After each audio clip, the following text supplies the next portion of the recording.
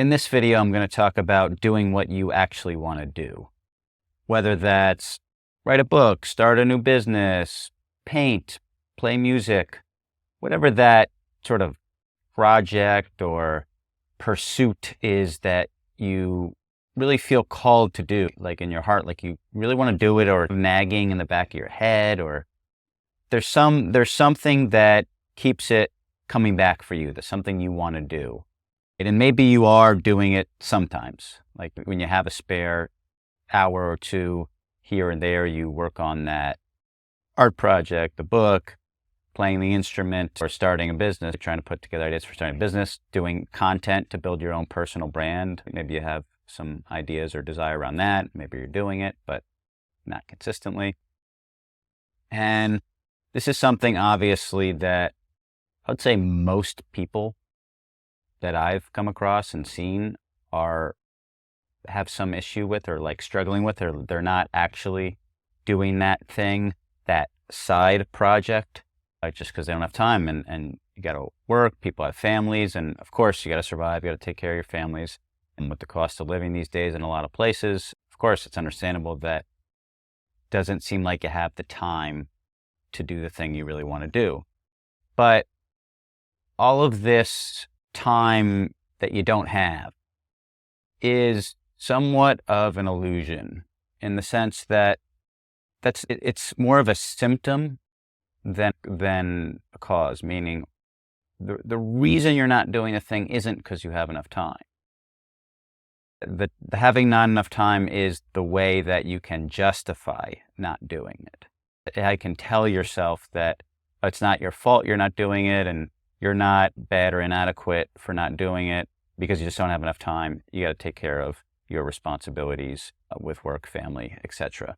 But that's not the real reason you're not doing it. And the real reason is deeper. And the real reason is basically the reason that your life looks the way it is, and it's not the way you want it to do. And it has something to do with a story that you took in as a child, most likely before the age of 10, most commonly between ages 5 and 7, where you had some kind of experience and you interpret it as a story, and then that has led to you behaving the way you are now. And the reason you're not doing the thing connects to that story. I'll give you a personal example to make this, a little clearer.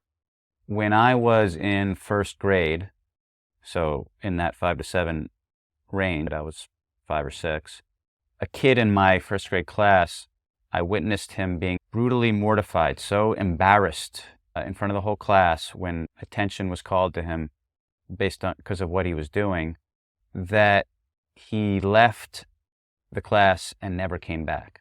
I never saw him again. That's how embarrassed he was that he just left the school. But as a 6-year-old, I interpreted that as this, and put the story in my head of, if attention is called to you, that could happen. You could be so embarrassed and then basically banished from the tribe, which instinctually means death. So as a kid, you can't really process how the whole world works. You just see a kid get super embarrassed. Saw a kid get super embarrassed and then disappear. So basically, I'm linking everyone paying attention to me as to death, right? That's the story that basically gets embedded in my subconscious. And now that then has played out over the course of my life. So over the course of my life, I felt a call to perform in some way, whether it was acting, whether it was public speaking, this sort of thing, or even like talking to a group of people at like a party, something like that.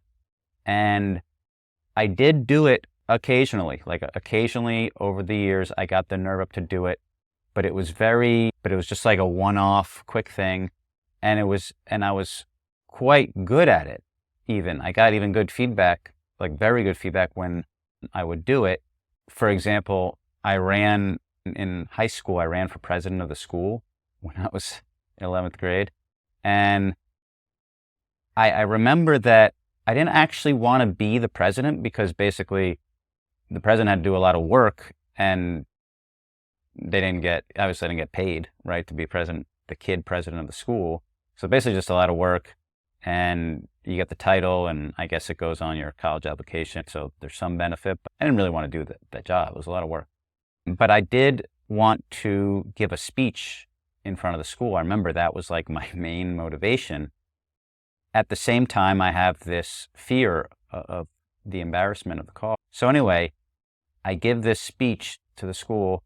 It goes over amazing. Like people are cheering and clapping during the speech. Like no one else got that response. I got everyone so worked up. It was like a great political speech, basically. And everyone was saying I gave the best speech. And I ended up losing the election to a more popular kid, because in high school, that's basically how it goes. Popular kids win. But I remember this experience of giving a speech, but I didn't continue to do it. I didn't continue to do any public speaking. I was like, in hindsight, I was like, oh, that was enough. I got to get out of the spotlight before something bad happened. Like something good happened, great. I got to get out of the spotlight before something bad happens. And that continued. Like occasionally I would step out and do some improv. I did a stand-up comedy class, and there's a class show. And so I would step out occasionally and always get really good response, but I wouldn't stick with it because it was like, whoa, this is too much. I might get too much attention. And again, that all this fear came up. And at the time, it's not evaluating this in hindsight now that I've done all the therapy and work to uncover that childhood trauma and the childhood story. But at the time, I don't have enough time to do this. I can't work and do everything I want to do and do stand-up every night or improv or whatever the case may be, or go to Toastmasters or do public speaking. The reason I didn't do it that I thought, right, was I didn't have enough time, or it's other reasons. It's like too political and it's not merit-based and all sorts of rationalizations and justifications. But I can see now that the real reason I didn't do it is I had this story from childhood, that if a lot of people are paying attention to me, really bad things are going to happen. And I'm almost positive, because I've helped a lot of people uncover these stories, I'm almost positive that you have stories like that. Oh, you do, unless you've done all this work, a lot of therapy, a lot of work to uncover them all and work through them and release them. Right? It's not just becoming aware of them is just the first step. Then you got to work through and release them. So unless you've done all that, you have some stories from childhood about if you do something bad will happen. And so you're trying to avoid something bad happening, so you're avoiding doing that thing.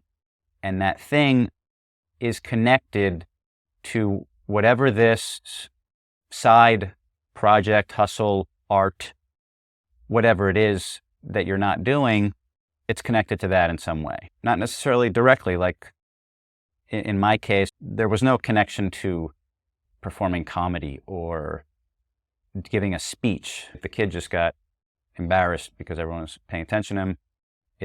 So it wasn't direct to any sort of the activity that I would then get held back or hold myself back from pursuing, but it was a version of it. So same thing's going on with you. Whatever the thing is that you are telling yourself you don't have enough time for, or there's some other reasons you can't do it. You can't go to the class because you have to be home with the kids, or et cetera, et cetera. Again, your conscious brain is so smart, and it's trying to keep you alive and safe. And so it's going to come up with good reasons, like convincing reasons, right? Like you have to take care of your kids. You can't go to the music class or whatever the thing is. And that's a great reason. And this is how your conscious brain works and how your whole body works. It's trying to keep you alive, but it's running on this programming that to keep you alive, to keep you safe, it has to keep you out of certain situations, and it might have the wrong message because of what happened as a kid. You put in the wrong programming into your body, and it's now ultimately not serving you, even though it thinks it is. It thinks it's keeping you safe. Your body thinks it's keeping you safe, but ultimately it's preventing you from fulfilling some sort of desire and purpose that you have, right? Which is ultimately not serving you. The first step is just becoming aware, okay, there is something that's calling me to do this thing, right? This art thing, this business, this charity project, organizing friends together to do a game night or something. Like there's something that's not happening that you're like, I really would love to do that. I just don't have enough time. I don't have the right resources, yada, yada. The justifications, I don't want to call them excuses because they're really just justifications for not doing it, and they're good reasons. It's not about debating the reasons. That's the thing you're stuck in. It's a good reason to not do it, and you're stuck in that mode, that mind game that you're playing with yourself, unintentionally. But realizing that the real reason you're not doing it is you have some childhood story that it's going to lead to something bad. And yes, it can be helpful to do some kind of therapy and go back and really uncover what that childhood incident was, because it's not necessarily an extreme trauma. Like it doesn't have to be some sort of violent, abusive thing in order to get some kind of message like this. It can be something as simple as there was a time when your parents were supposed to pick you up somewhere and they were running late and you got scared that they were never going to pick you up. Like when you were a little kid, you didn't quite realize that they're just late. Something like that. You could take in the story, I can't be away from people I love for too long, or they'll disappear, they won't come back from me. Something like that. In other words, it can be a very minor incident as a kid, but as a child you take in, you have a limited view of the world, and so you take in these stories, and then they can stay with you and be your programming and determine how you run. Point is that it definitely can be helpful to really go back and with a professional and uncover that, but it's not really necessary. What's necessary is that you figure out what the story is that you took from that incident. Even if you can't pinpoint the incident, it's the story. And starting to look at the things that you're not doing, that you're feeling called to do. Again, not something that other people are telling you should do and you don't feel called to it. We're talking about something that you feel called, you want to do, but you're not doing. And you can look at, okay, if I were to do this, what possible negative things could happen? Whether it's the family, your family thinks you're a bad mom or something, or a bad husband, or you let people down at your work and you don't carry your weight in the project, or et cetera, or you call attention to yourself like mine was, right? And you have to show a part of yourself that you're embarrassed about. Trying to identify what possible negative things could happen if you do this thing, right? And then it's looking at, okay, those negative things, which ones am I really scared of, right? Which ones, when I look at them, if I've made this list and I look at them, which ones do I have a visceral fear or reaction to? Which ones am I really scared of doing? And that is the key. That'll clue you in. Okay, if it's something, you list all these things that could possibly happen, and you're using your brain you are using your brain to write down, okay, these are the possible bad things that could happen. But then when you're looking at them, then you want to tap more into your body and your feelings and see which ones actually elicit some kind of response of fear. Ultimately, something you're scared of. And that's the key there. And when you find that thing or those things that would really truly scare you, there's something there where you've linked, from some childhood story, you've linked that doing that thing will result in pain. because it caused you some sort of pain as a kid when it happened. And so you're scared of that thing causing pain. And it can, of course, and this is not a conscious, okay, now that I know that, I can see that, if I learn to play a music instrument, my family's not going to leave me. You can make that conscious link. Okay, so I can see that story is outdated, and I don't need to follow anymore. But it doesn't work that easily, unfortunately, because it's embedded in your subconscious. It's a programming, and just consciously becoming aware of it is the first step. But it doesn't just, it's not just like flipping a switch and it's gone. And so the method that has worked for me and worked for other people that I've taken them through the method is to first identify, of course, what the story is, right? And then what I have people do and what I've done is to visualize that story in their mind as some object or shape or color. In other words, give it some visual representation. So it's like closing your eyes and giving it whatever you see first as this representing this story, that's what you're looking at. So just look at that visual, just so you have something to look at and you see it as an entity, because that's what it is. It's an entity that's living in you. And you see it, and the first thing to do is to acknowledge how that story has helped you, how it's helped you in your life, because it has. It's actually saved your life. My story about, if I call attention to myself, I'll be embarrassed, that did save me from a lot of embarrassment.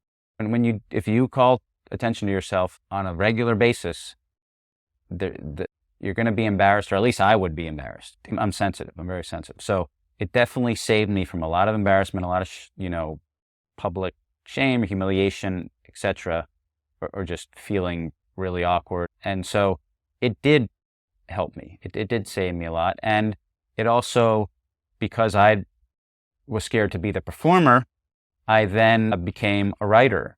And I became a great writer. I became a screenwriter and a director, and I made a movie and a bunch of other video shorts and what have you. But the point is that I developed those writing skills and directing skills because I wanted to be behind the camera, because I was scared of being in front of it. I wouldn't have done that if I was more focused on being in front of the camera. The story helped me a lot. It helped me become a filmmaker, helped me write and direct a movie that's on Amazon Prime, Apple TV. It did help me, and the story has helped you in a lot of ways. It's kept you safe. And so the first thing to do is really acknowledge it and really honor it for protecting you and for helping you in your life, and really thank it and really, really do this, really feel it. And it's once you finish acknowledging it, and for me, I took a while with it. Like I just did the short version where I was telling you how it's helped me in my life. But when I did this to let go of it, I spent a while like really going through how it helped me and what I was able to do as a result of the story keeping me behind the camera, what I was able to do in terms of becoming a great writer and filmmaker and all that. I really spent time acknowledging this story for helping me in that way. And then once you truly acknowledge it and honor it and thank it, then you can tell it, I don't need you anymore. Thank you. You've done your job, and I don't need you anymore. And it's really important that you're sending it off with love, that you're really thanking, you're really honoring it, and you're really sending it off with love. And now it's just time for the story to go, because it served its purpose. It's kept you safe to this point. You don't need it anymore. And so you can let it go. It's like a retirement, not like a eviction. It's really sending it off with love and thanking it and for doing such a great job. And if you do this process, it works. I've done it. I've seen a lot of people do it. I've helped a lot of people through it. And this works. People mostly try to do it the opposite, where they're like, you evil story, get out of my body. and they're treated like a demon that they're exorcising from their body. And this doesn't work. Doesn't work. Believe me, I tried this for years. Doesn't work. It stays in there. It festers. It makes you feel bad about yourself because you're like talking to yourself. It's part of you. You're talking to yourself as like a demon, and that's part of you. And so you're making yourself bad, and it doesn't go well. Trust me, if you really do this process that I'm describing, where you really truly acknowledge it and honor it and send it off with love, it goes away. And all of a sudden, you have time to do that thing you really want to do. Because it wasn't about the time or whatever the conflicts were. It was about this story that's keeping you, trying to keep you safe, but is outdated at this point, and you don't need it anymore, and you are ready to let it go and really do that thing that your heart is calling you to do. And you'll find that all of a sudden things are easier. It's just easier to find the time. It's easier to do the thing. The thing itself is much more enjoyable because it's not carrying this fear of pain associated with it. And so you're not grinding and pushing to push through this fear of pain. Please do this exercise.